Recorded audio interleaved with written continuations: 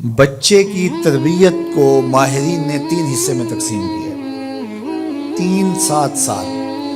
پہلے 7 سال بچے کو گود میں اٹھا کے رکھو، دوسرے 7 سال بچے کو غلام بنا کے رکھو، اور تیسرے 7 سال بچے کو دوست بنا کے رکھو۔ پہلے 7 سال بچے کو گود میں اٹھانے کا مطلب یہ ہے کہ وہ تم سے سیکھے، اور ہم تو 3 سال کے بچے کو بھی، آج 2.5 سال کے بچے کو بھی اسکول بھیج دیتے ہیں، مائیں فارغ البال ہونا چاہتی ہیں، لیکن ایسا نہیں ہے۔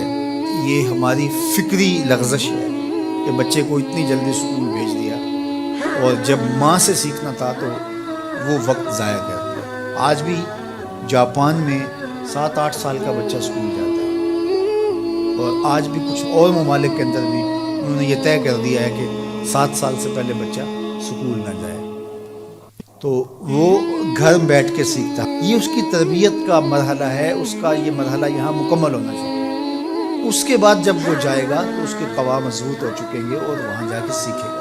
یہ پہلا اس کا مرحلہ یہاں سیکھنے کا۔ ظاہر ہے باپ تو وہ توجہ نہیں دے پاتا، تو ماں کو بھرپور توجہ بچے کی طرف دینی چاہیے۔ عمومی طور پہ ماضی میں مائیں اپنے بچوں کی تربیت میں انتہائی مبالغہ کرتی تھی اور بہت زیادہ محنتیں شاقہ کرتی تھی، چونکہ ان کی توجہات کا کوئی اور مرکز نہیں ہوا کرتا تھا، اور وہ سمجھتی تھی کہ ہمارا یہی کام ہے کہ ہم بچوں کی اچھی تربیت کریں، اور چند بچوں کی تربیت ہی ماں کی ذمہ داری ہے، اور یہ اگر احسن طریقے سے نبھا دے تو اس نے اپنا حصہ امت میں بھی ڈال دیا، معاشرت میں بھی ڈال دیا، اور قوم بنانے کے اندر بھی اپنا حصہ ڈال دیا۔ لیکن اگر وہ اپنا یہ فریضہ انجام نہیں دیتی، اس میں کوتاہی کر دیتی ہے، تو اس نے پھر کچھ بھی نہ کیا۔ اچھی نسل اچھی ماؤں کی گود سے پروان چڑھ کے ہی معاشرے کی نصیب ہوتی ہے، اور یہ بنیادی اکائیاں ہیں، بنیادی اینٹیں ہیں جس سے معاشرت ترتیب پاتی ہے۔ اس لیے یہ ماؤں کی ذمہ داری ہے۔ اور دوسرے 7 سال جو ہے وہ غلام بنا کے رکھو، مطلب کیا کہ ان پر احکام نافذ کرو۔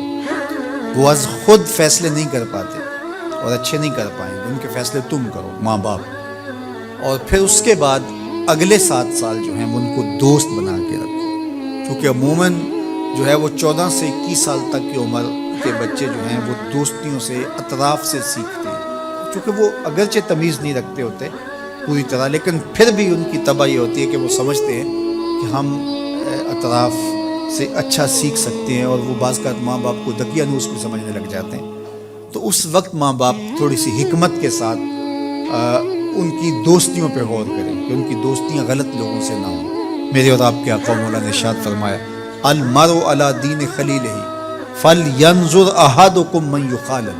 ہر شخص اپنے دوست کے دین پہ ہوتا ہے، اور آپ دیکھیں کہ آپ کس سے دوستی کر رہے ہیں۔ اگر اس کا دین خراب ہوا، اعتقادات خراب ہوئے، نظریات خراب ہوئے، اس کے اعمال اور اخلاقیات خراب ہوئے، تو اس کا رنگ آپ کے اوپر چڑھ جائے گا۔ اور رومی نے اس کو اپنے انداز میں کہا، تا توانی دور شو از یار بد، یار بد بدتر بود از مار بد، کہ جہاں تک ممکن ہو برے یار کی صحبت سے بچ کے رہنا۔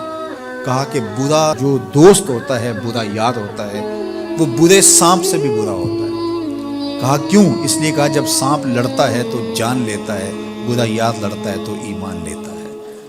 اس لیے صحبت سالے ترا سالے کنن، صحبت تالے ترا تالے کنن۔ اچھے شخص کی صحبت تجھے نیک بنا دے گی، برے شخص کی صحبت تجھے برا بنا دے گی۔ شیخ سعدی فرماتے ہیں، میں حمام میں گیا تو وہاں کسی نے مٹی رکھی تھی، تو میں نے اس کو اٹھایا تو اس سے مہک آ رہی تھی، میں مست ہونے لگا اس کی دل آویز خوشبو سے۔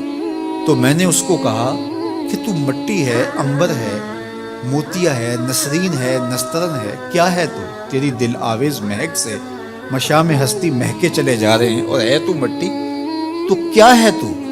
تو اس مٹی نے، شیخ سعدی فرماتے، مجھے زبان حال سے جواب دیا کہ ہوں تو میں مٹی، مجھے اپنی اوقات نہیں بھولی، لیکن چند دن میں پھول کی صحبت میں رہی ہوں۔ جمال ہم نشیں در من اثر کر، وگرنہ من ہما خاکم کے ہستم۔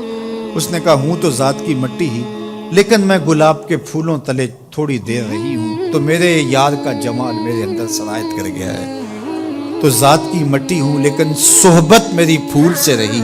یار مٹی پھول سے صحبت پیدا کر لے تو اس سے مہک آنے لگ جاتی ہے، تو یار بندہ صالح صحبتوں کا انتخاب کر لے تو اس کی زندگی کیوں نہیں بدلتی؟